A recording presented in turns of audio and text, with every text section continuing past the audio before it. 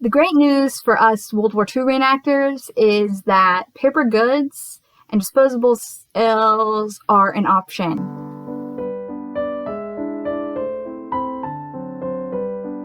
Hey there, beautiful YouTube. It's Chloe Jean from the YouTube channel, Vintagely Yours. And today I'm talking about paper goods in World War II. Getting ready for a reenactment is stressful. And yeah, you're going on a camping trip, so you have to get your tent and camping gear together. Then you have to get your clothing that you're going to wear at the event together. And then you have to get what you're presenting to the general public ready. And if you got to think about presenting a historically accurate presentation of the food culture of your era as well, it just adds and takes the stress level to the max. The great news for us World War II reenactors is that paper goods and disposables are an option. If I had researched every paper product in existence, we would be here all day. So I have chosen for the main components of paper good markets, and I'm going to talk about that today.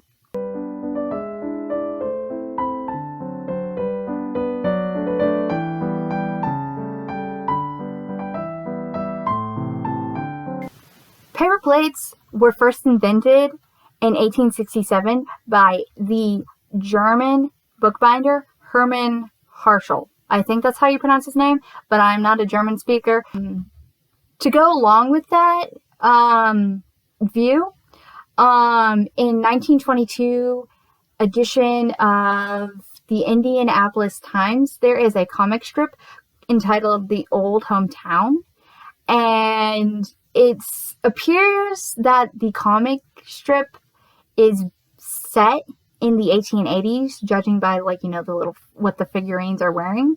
And on a gigantic billboard on the store in their town, paper plates are being advertised.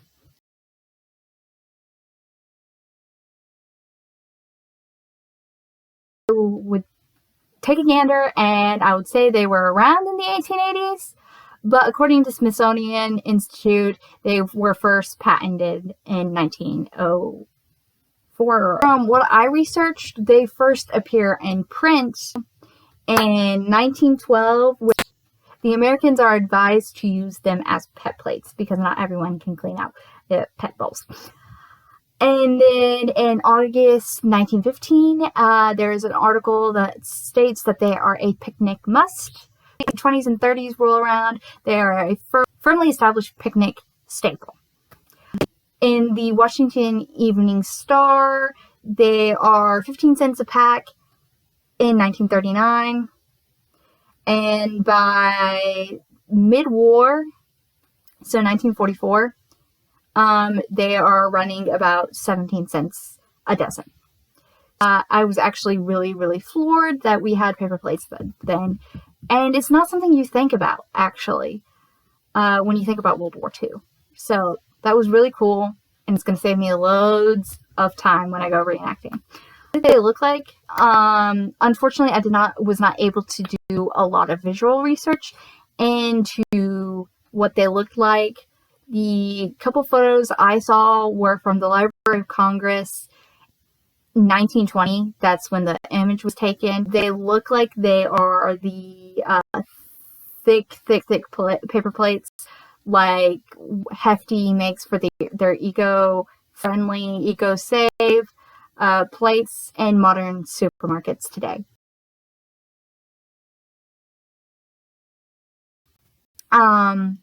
If you know where we could get repo paper plates and you would like to share that down in the comments section below, I would love to hear from you so I can buy historically accurate paper plates for the era.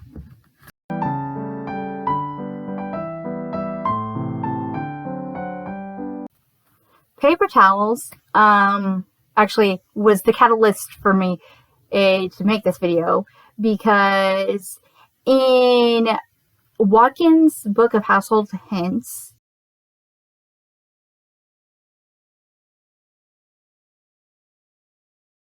which is a book I own, they mention in that using paper towels, and that book was copyrighted in 1941.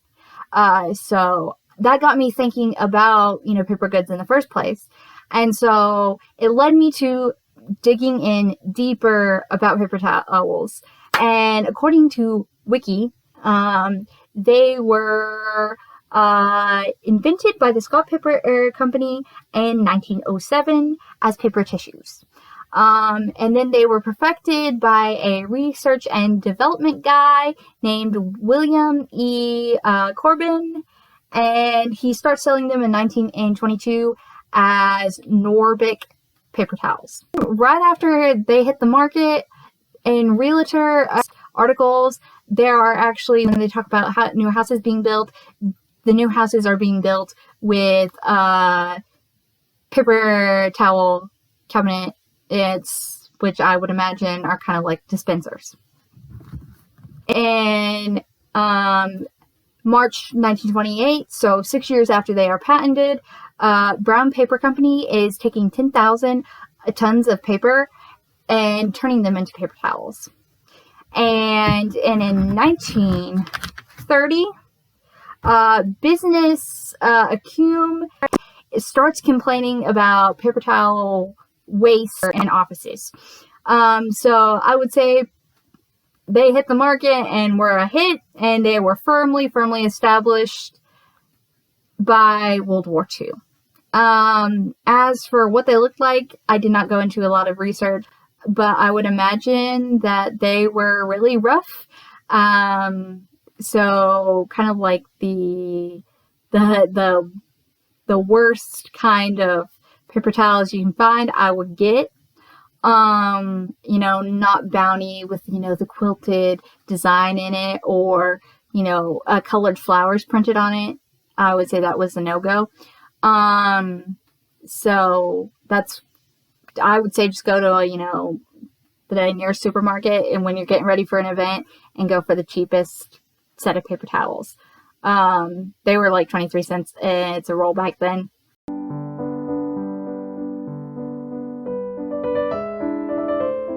World has always had napkins. Even way back in the Romans, there's records of them using, napkins. The first disposable napkins I came across were in 1887. A John Dickerson stationery company held a company party at which disposable napkins appeared in. And like every other disposable thing I came across, they disappear until 1931, when Scott's Paper Company begins making them alongside their paper tissues. So we are actually going to fast forward to March 1935. We're actually in a cartoon about the common cold. Using a napkin as a hanky is kind of looked down on. So don't use a napkin to blow your nose.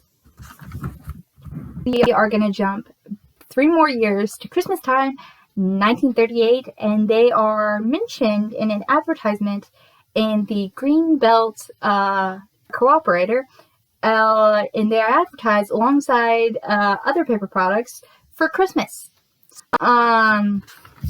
Now we are going to jump right into the 1940s, when Sears is advertising napkins for 10 cents. It doesn't say how many you get, but I would imagine, kind of a dozen, maybe 10. And during the war, consistently in 42, 43, and 44, housewives are encouraged to use disposable napkins because of down on laundry, to use disposable napkins. So, I was unable to find pictures of the napkins used in the era, but I would imagine, again, going for a very plain, design, probably the cheapest version of paper napkins you can find at the supermarket today. paper cups were invented in 1907 by a Bostonian lawyer named Lawrence Llewellyn. If anyone's read, Little House on the Prairie, you know what a water dipper is. People use the same cup or dipper for everybody, and it's not very sanitary. So Mr. Llewellyn was worried about disease being spread, rightly so, through using the same cup. So he invents the paper cup in 1907. I first came across them in writing in newspapers at the time in January 1939, where they are being used as Jello molds, and then they are advertised in June of that year as a picnic prop. And then now we fast forward to the May 1940, so a year later. They are actually advertised in the Palmer, Alaska Valley Settler, which is a newspaper from Palmer, Alaska. In 1941, the following year, and the year World War II starts for us, Americans, they are being used in a paper glider project that is being run in the Detroit Evening Times. And then we jump back to Alaska, where in 1941, the Palmer Agriculture Extension is using them to plant seeds. And now we jump right into the middle of the war, 1942. It is September 1942, and the Public Health Committee of the Cup and the Cup and Container Institution are demanding and urging the public to use paper cups so that we have no repeat of the Spanish flu during World War II. And then they're also sending the paper cups to the armed forces so that bombers can use them, because, when you use paper, you don't have to worry about cup shattering. We're going to jump into the next year, which is July 1943. We have an advertisement by the Matthew Drugs Company, which by all means looks to be a chain of drugstores, and they are letting their clientele know that they are no longer serving soda because there seems to be a shortage of paper cups. The Pan American Airlines are saying the same thing, and they are actually citing the armed forces as the source of this shortage. So in August of that year, the Welfare and Recreational Association of Public Buildings and Grounds, there's a lot of big, long association names here in the 40s. This Welfare and Recreational Association has been declared the largest U.S. food caterer in the U.S., I guess. And they are reporting that they have served in August, from the start of the year till August 12th, 1943, they have served 720 million cups of coffee served in paper cups. That's a whole heck of a lot of, paper cups and coffee. Now we are going to jump. We're just skipping through the war. We're going to jump to November 1944. So a year after Matthew Drugs Company declares that we're unable to serve soda, the Bluffington Community Stag Fish Fry requests that guests bring their own cup because of the shortages. And then we jump to July 1945. So our war in Europe, the U.S. war in Europe, is now over. We are now fighting the Japanese still. In July of that year, the Glasgow, Montana Courier runs an advert from the Tampico Farmers Union telling the farmers who belong to that union that they need to bring their own cups from home. So I never came across in my research like an actual like ration order for cups or anything about, oh my gosh, there's a shortage of cups, and it didn't like in headlines. But I would say from 1943 on, there was a shortage of paper cups because the armed forces needed those paper cups. For what they looked like, I was actually fortunate enough to find a couple of pictures for your best bet for modern days, because there apparently seems to be no way that we can find reproductions of these that I could find anyways. If anyone else does, please, please, please, please, please put that somewhere on the internet so us reenactors can actually have repo paper goods. So I would say for modern, either go for just the plain, you know, just white paper cup,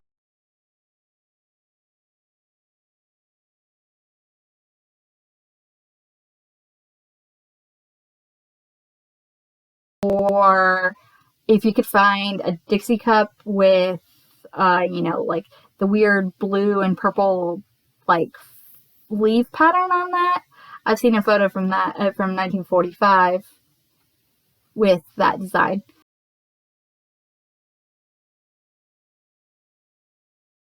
But that's about our options for paper cups. So, at least we have photos.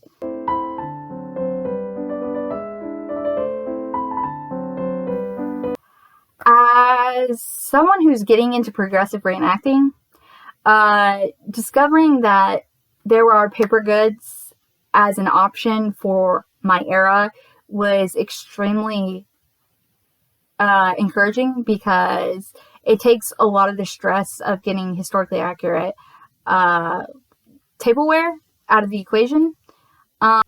Cleanup is quick and easy, and it's also something that you can bring out in your presentations to the general public, that hey, you know, disposables were around by then, and patriots were encouraged to use them, and you know, it's a great teaching tool. Just, you know, start a conversation with, you know, school kids or even, you know, a group of adults. And it's one of those lost aspects of World War II that I'm trying to regain. And it's incredibly handy. So next time I have an event that's World War II, I'm definitely going to the grocery store and I am stocking up on paper goods. So, I hope this video was helpful for you. I had so much fun digging through old newspapers, finding out stuff about this, and I'm glad that I was able to bring it forward to y'all and reclaim this lost aspect of World War II home life. If you'd like to subscribe, I would greatly appreciate it, because it lets me know, it allows me to bring in great content out on YouTube. I'm Chloe Jean from Vintagely Yours, and I'm looking forward to seeing you in my next video, which is actually pretty exciting. So until we meet again, bye!